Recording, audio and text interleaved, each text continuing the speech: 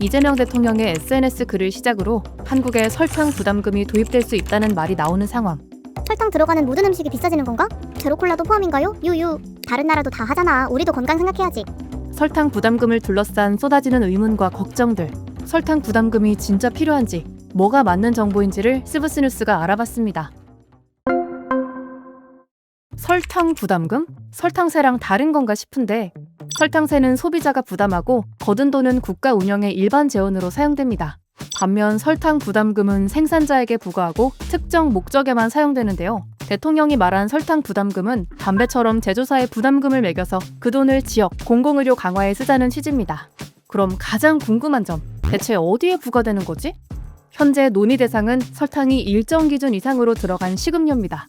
많은 분들이 가장 궁금해할 부분, 바로 제로식품도 해당되는지인데요.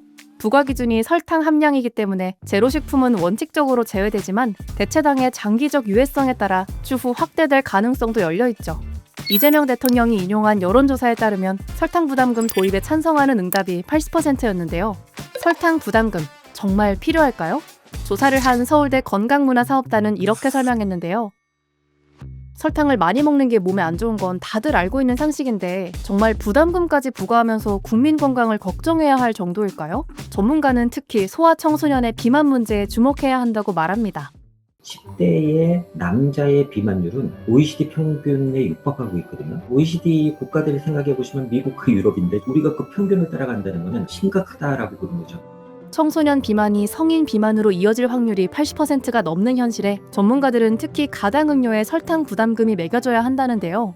바람직한 논의다라고 생각하고요. 가당 음료에만 설탕 부담금을 매기자. 빵에도 들어가고 떡에도 들어가는데 액체 음식이 훨씬 건강에 나쁩니다. 몸에 들어와가지고 우리가 위에서 한번 소화시키고 그 다음에 흡수해야 되는데 액체 음료들은 그냥 마시는 순간에 그냥 들어가 버리지 않습니까? 이게 흡수가 다르잖아요. 실제로도 청소년의 가당 음료 섭취 비율은 전 연령대 중 가장 높습니다. 해외에서도 많은 나라들이 가당 음료를 중심으로 설탕 부담금을 도입했는데요. 영국에서는 설탕 함유량에 따라 단계적으로 부담금을 매깁니다. 2018년 부담금 도입 후 음료 내 설탕 함량이 약 47% 줄었고 보건 및 경제적 이익이 약 10억 파운드, 약 1조 9,700억 원에 이를 것으로 전망되는데요. 이에 따라 영국은 설탕세 적용 대상을 확대하고 기준을 더 강화한다고까지 밝힌 상황.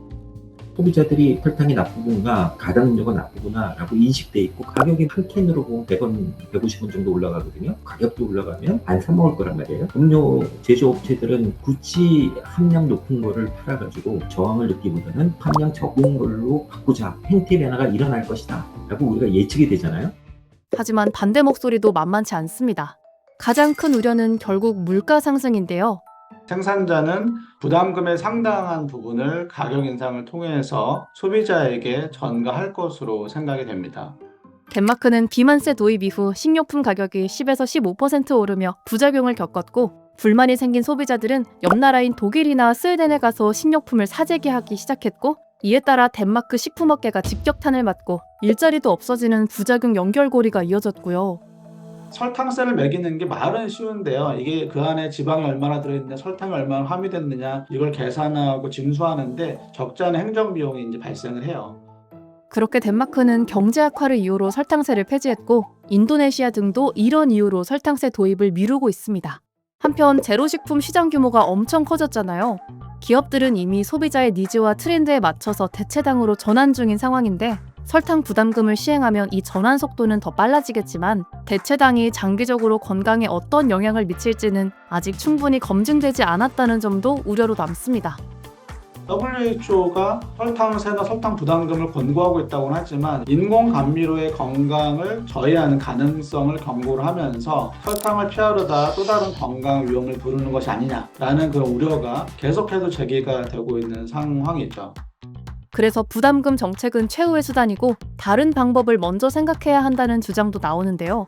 설탕이 비만이나 주요 만성질환의 요인이라면 세금이나 부담금 외에도 할 수 있는 일이 상당히 많아요. 탄산음료를 보면 설탕이 몇 프로 함량됐느냐, 제로는 제로라고 크게 쓰여있지만 다른 것들은 잘 보이지가 않거든요. 일종의 신호등 표시제 같은 거죠. 기준치보다 설탕이 많은 경우는 뭔가 빨간 딱지를 붙여서 소비자들이 보면 이거는 먹으면 안 되겠구나 이렇게 할 수 있거든요. 취약계층이 설탕 소비가 많아서 문제라면 취약계층들이 좀 더 건강한 식품으로 옮겨갈 수 있도록 보조금을 지급한다던가 이런 정책도 저는 효과적일 수 있다고 생각을 합니다. 우리나라는 이와 같은 이제 비가격적인 정책들은 별로 노력을 하지 않아요. 이런 것들을 열심히 하고 그런데도 불구하고 우리나라 비만 문제 심각하다. 어쩔 수 없이 세금이나 부담금을 도입해야 된다라고 하면 소비자들은 또 수긍할 것 같아요.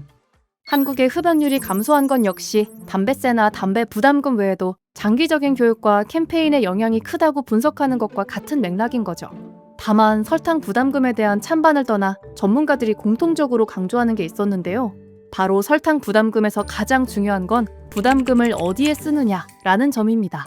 설탕 부담금을 약 5천억 정도 이제 영국에 거둬들였는데 학교 스포츠 시설의 확충이라던가 취약계층의 아동을 위한 아침 식사 지원 이런 데 전액 사용을 했어요. 설탕 소비가 감소하고 어린이 건강 지표가 좋아진 거는 이 설탕 부담금의 직접적인 효과보다도 이런 부담금을 잘 걷어서 아동 건강 증진에 적극적으로 활용했기 때문에 나타난 그런 결과라고 생각을 합니다. 설탕 부담금을 해소의 목적이 아니라 청소년 비만 억제의 목적으로 조금 넣었으면 좋겠습니다. 추정학은 매년 한 2천억 정도 되거든요. 소아 청소년의 건강은 대한민국 미래의 건강입니다. 이렇게 얘기해도 크게 틀리진 않잖아요. 육체적, 정신적, 사회적으로 건강해졌으면 좋겠는데 그걸 저해하는 요인이 있다? 제도적으로 막아주는 게 어른들이 해야 될 역할이다. 라고 생각합니다. 2013년부터 여러 차례 논의됐지만 여러 반발로 번번이 무산된 설탕 부담금. 여러분은 어떻게 생각하시나요? 댓글로 설탕 부담금에 대한 의견을 남겨주세요.